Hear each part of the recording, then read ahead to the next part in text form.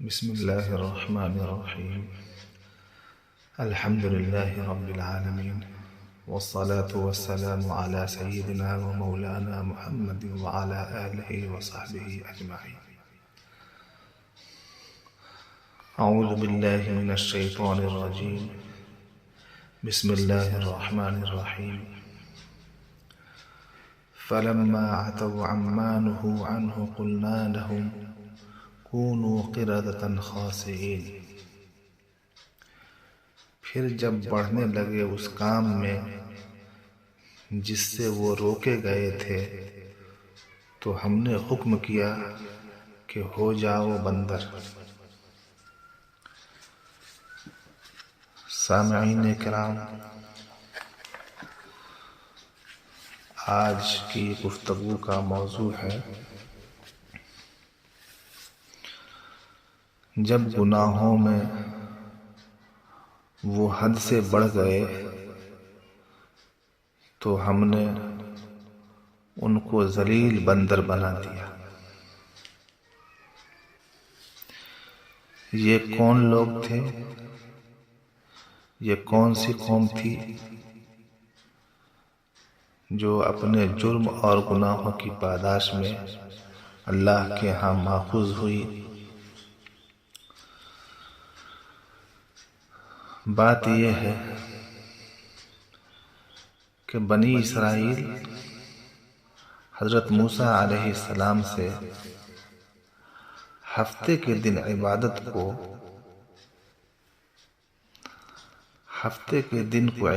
کے لیے مقرر کرنے کے لیے اصرار کرنے لگے۔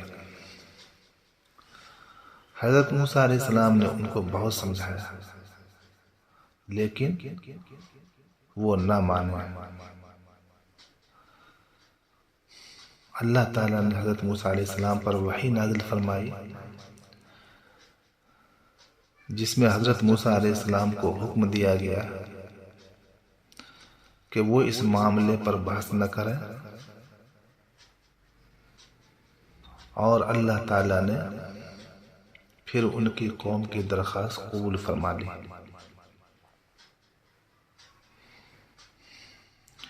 اسی مناسبت سے ان حضرات کو اصحاب سبت قرآن میں کہا گیا ہے۔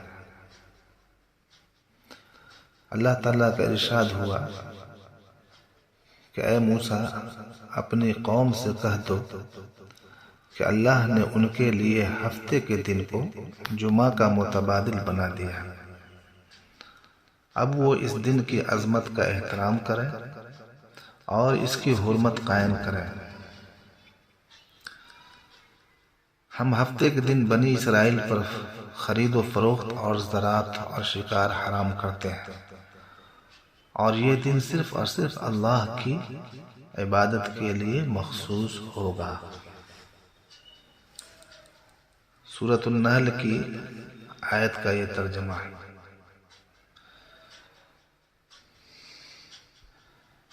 اس کے بعد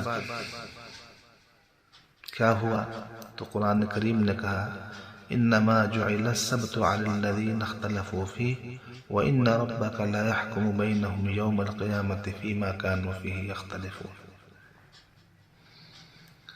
کہ ہفتہ کا دن تو انہی لوگوں کے لیے معین کیا گیا تھا۔ ہفتہ کا دن تو انہی لوگوں کے لیے معین کیا گیا تھا جنہوں نے اس میں اختلاف کیا تھا، اور یقیناً آپ کا رب ان کے مابین فیصلہ کرے گا قیامت کے دن ان چیزوں میں جن میں وہ اختلاف کرتے تھے۔ سامعین کرام، بنی اسرائیل طویل مدت تک ہفتے کی جسے وہ یوم السبت یعنی عبادت کا دن کہتے تھے، عزت و حرمت سے کیے گئے اللہ تعالیٰ کے ساتھ اپنے عہد و پیمان پر قائم رہے، اور جن چیزوں اور باتوں کو اس دن حرام قرار دیا گیا تھا اس سے بچتے رہے، مگر آہستہ آہستہ وہ نافرمانی اور سرکشی کے راستے پر چل پڑے۔ شروع میں تو اللہ تعالیٰ کی نافرمانی چھپ چھپا کر ہوتی تھی، مگر بعد میں سب کچھ کھلم کھلا ہونے لگا۔ اللہ کے رسول کا کوئی ڈر۔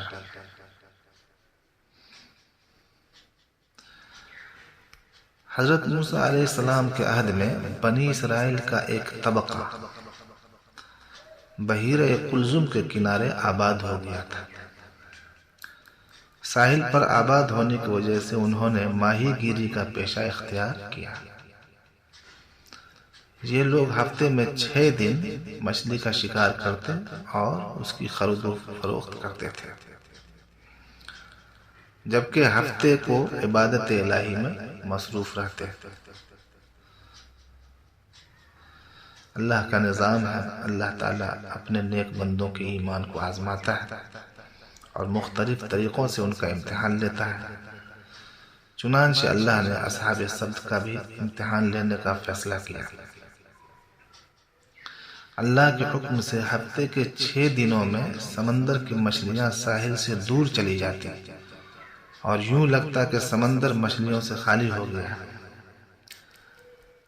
لیکن ہفتے کے دن جو عبادت کے لیے مقرر تھا، مچھلیوں کی اس قدر بہتات ہوتی اور وہ سطح سمندر پر اس طرح تیرتی پھرتی کہ ان کو جال اور کانٹے کے بغیر خالی ہاتھ سے بھی بآسانی پکڑ سکتے تھے۔ کچھ یہودی یہ کرتے کہ جمعہ کے روز پانی میں جال اور کانٹے ڈالاتے تاکہ ہفتے کے روز مچھلیاں ان میں پھنس جائیں، پھر وہ اتوار کے روز جا کر یہ مچھلیاں نکال لاتے۔ اپنی ان حرکتوں پر وہ بہت خوش تھے اور فخر کرتے تھے۔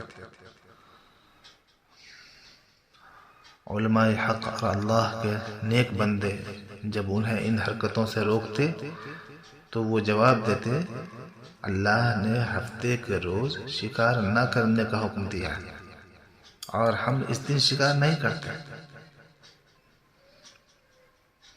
ان حضرات کو سمجھانے والے تھک ہار کر خاموش ہو جاتے، لیکن انہیں یہ خدشہ ضرور تھا کہ اگر ان کی یہ بدعمالیاں جاری رہیں تو ان پر اللہ کا عذاب آ کر رہے گا۔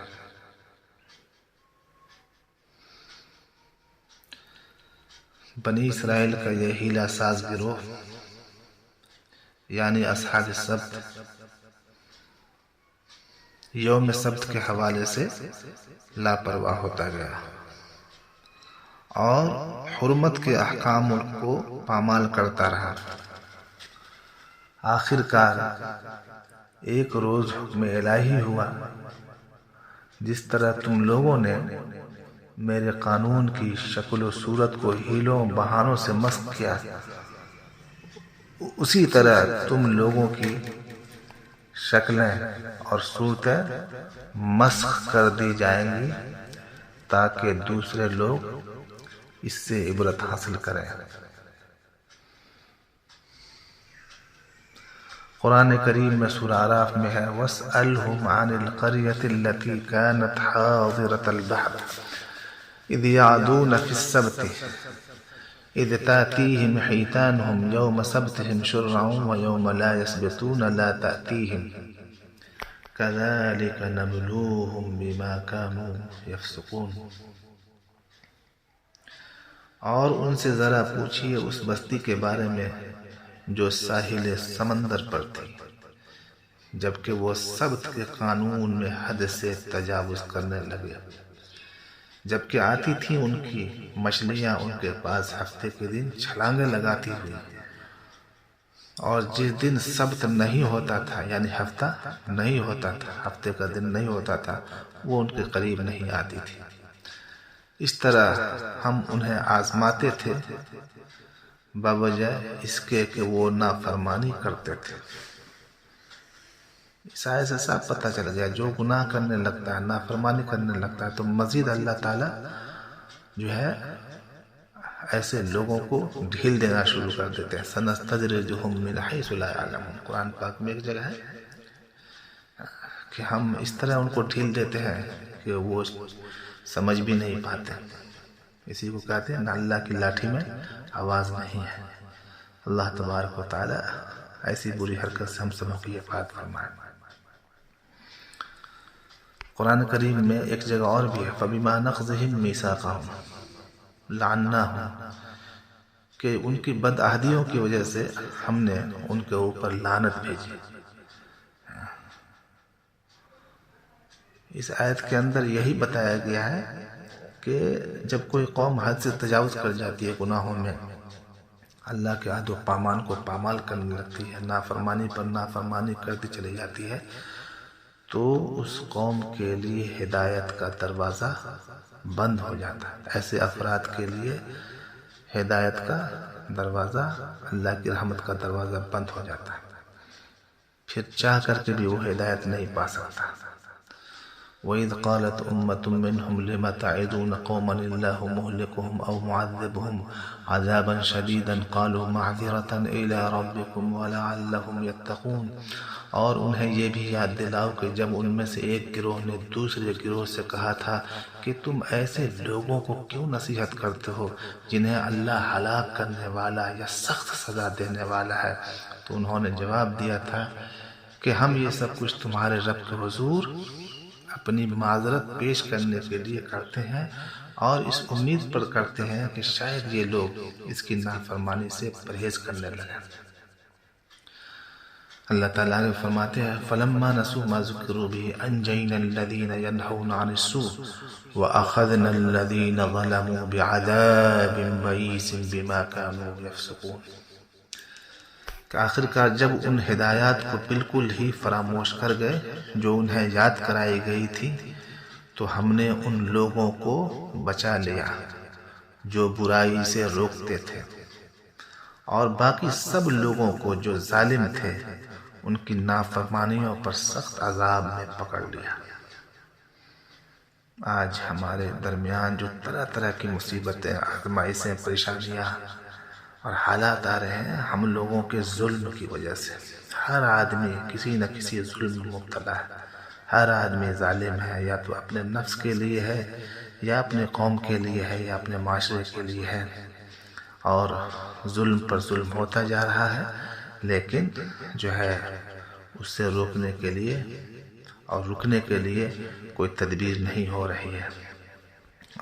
جب آدمی ظالم ہو جائے گا تو اللہ کی نگاہ میں وہ مبغوض ہو جائے گا، اللہ کی نگاہ میں وہ گر جاتا ہے، اللہ کی مدد اس سے ہٹ جاتی ہے، جبکہ مظلوم کے ساتھ اللہ تعالیٰ ہوتا ہے۔ اللہ کا عذاب کیسے آتا ہے اور کیسے جو ہے ان حضرات کی تاریخ مٹ گئی، آپ آگے دیکھیے سورہ اعراف میں ارشاد ہوتا ہے فَلَمَّا عَتَوْا عَمَّا نُهُوا عَنْهُ قُلْنَا لَهُمْ كُونُوا قِرَدَةً خَاسِئِينَ، جب وہ بہت بڑھ گئے اس میں جس سے ان کو روکا گیا تھا، تو ہم نے ان سے کہہ دیا کہ جاؤ ذلیل بندر بن جاؤ۔ سورہ بقرہ کی آیت نمبر 65 اور 66 میں ارشاد ہے وَلَقَدْ عَلِمْتُمُ الَّذِينَ اعْتَدَوْا مِنْكُمْ فِي السَّبْتِ فَقُلْنَا لَهُمْ كُونُوا قِرَدَةً خَاسِئِينَ، اور تم انہیں خوب جان چکے ہو جنہوں نے تم میں سے زیادتی کی تھی ہفتے کے دن، تو ہم نے کہہ دیا ان سے کہ ہو جاؤ ذلیل بندر۔ فَجَعَلْنَاهَا نَكَالًا لِمَا بَيْنَ يَدَيْهَا وَمَا خَلْفَهَا وَمَوْعِظَةً لِلْمُتَّقِينَ، پھر ہم نے اس واقعہ کو اس بستی کو عبرت کا سامان بنا دیا، ان کے لیے بھی جو سامنے موجود تھے اس زمانے کے لوگ، اور ان کے لیے بھی جو بعد میں آنے والے تھے، اور ایک نصیحت اور سبق آموزی کی بات بنا دیا اہل تقوی کے لیے۔ جو لوگ اللہ سے ڈرتے ہیں، جن کے دلوں میں اللہ کا خوف ہے اور اللہ تبارک و تعالی کو پانا چاہتے ہیں، اللہ کی محبت کے متلاشی ہیں، اور اللہ سے ڈر ڈر کر زندگی گزارتے ہیں، ان کے لیے جو ہے اس کے اندر عبرت ہے۔ اللہ نے اصحاب سبت کے چہرے بندروں اور سور جیسے بنا دیے، نافرمان لوگوں میں جو جوان تھے ان کی شکلیں بندر جیسی ہو گئیں، جبکہ بوڑھے افراد کے چہرے سور کے شکل کے ہو گئے۔ سامعین اکرام، اللہ پر ایمان لانے والے اور اس کی بتائی ہوئی راہ پر ثابت قدمی سے چلنے والے جو لوگ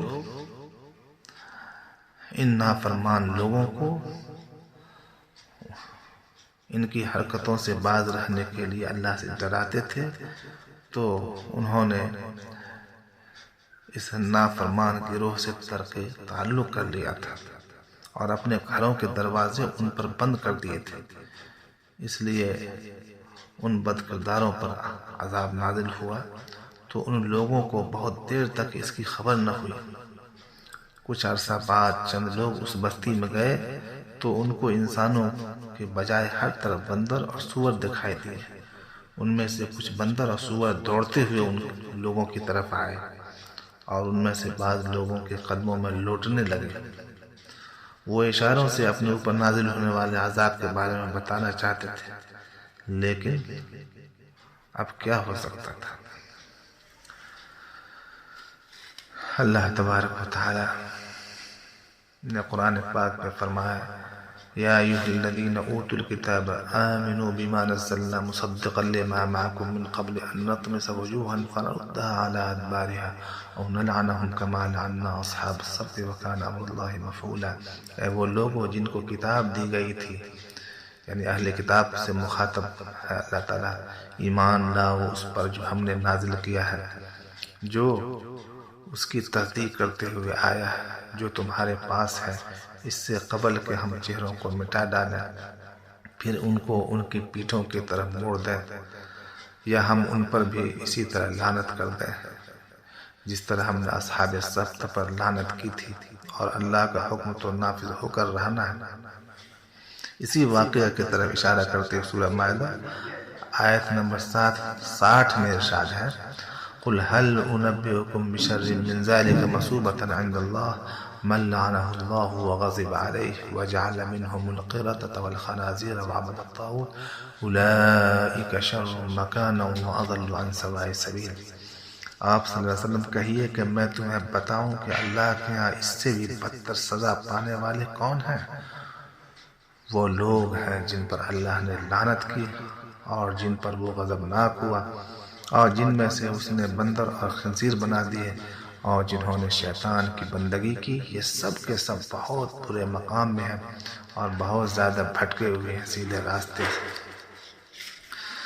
سامعین اکرام، خلاصہ کلام یہ ہے کہ گناہوں میں اسراف کرنے سے ڈرنا چاہیے اور حد تجاوز نہیں کرنا چاہیے۔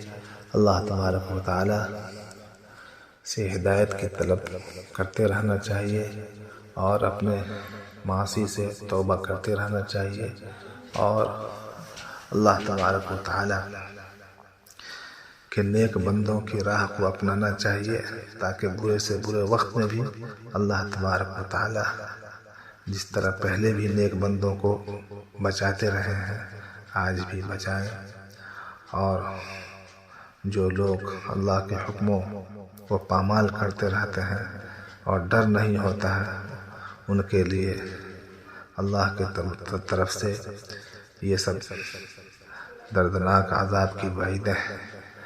اللہ تبارک و تعالیٰ سے دعا فرمائے کہ اللہ تعالیٰ ہمیں بھی اپنے مخلص بندوں میں شامل فرمائے، اطاعت گزار بندوں میں شامل فرمائے، اور گناہوں سے توبہ کرنے کی توفیق عطا فرمائے، اپنے احکام پر صحیح دل سے عمل کرنے کی توفیق عطا فرمائے، اور فرما بردار بندوں میں شامل فرمائے۔